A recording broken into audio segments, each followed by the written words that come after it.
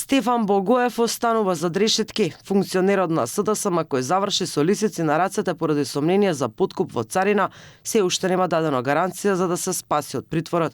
Иако неговите адвокати Сања Алексик и Виктор Божиновски најавија дека ќе понудат гаранции и ќе се жалат, за сега нема ништо. Божиновски се жали на притворот само на својот Facebook профил и тврди дека мерката е донесена поради, како што пишува, шамарото од ЕУ и правење на дефокус. Сепак не е достапен да одговори што ќе биде понудено како гаранција за Богоев да излезе од притвор. Според него, за мито од 1800 евра, Богоев не заслужувал да оди во шутка. Тендерот за кој постои сомневање дека Богоев го наместил е тежок 300.000 евра.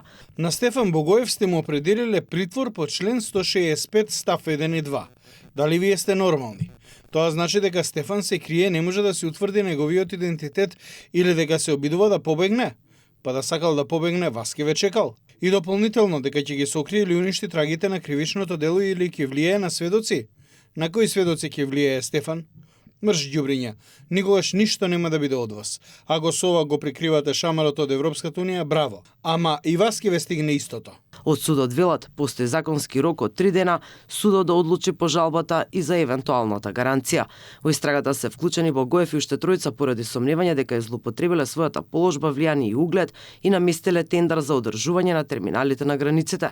Од досега објавеното, едно од овие лица имало улога на посредник и е блиско до претходната власт. Премиерот Мицкоски сподели дека поседува информации за други вакви случаи во останатите институции и очекува во иднина да има и други акции. Инаку, екс-председателот на СДСМ, додека директорувал со царината, примил мито од околу 1800 евра за да намести тендер со кој одржувањето на царинските терминали на границите да го добие фирмата каде работел Александар Спирковски, познат како Джема. Богоев влијал врз неговиот заменик Семир Муса во условите на тендерот да бидат така наместени за да може да добие фирмата која веројатно го дала подкупот. Кривичниот суд на сите четворица осомничени им одреди притвор.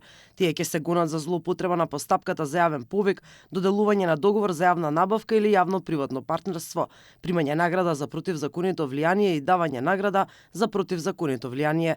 Обвинителката Искра Хаджи Василевска поради опасност од бегство и влијание за сите осомничени побара притвор. Како што е познато, Богоев беше од клучните луѓе во СДСМ во времето на Зоран Саев, па потоа и во времето на Димитар Ковачевски. Стигна дури до влијателната функција подпредседател на партијата. Претходно беше градоначалник во еден мандат на општина Карпош.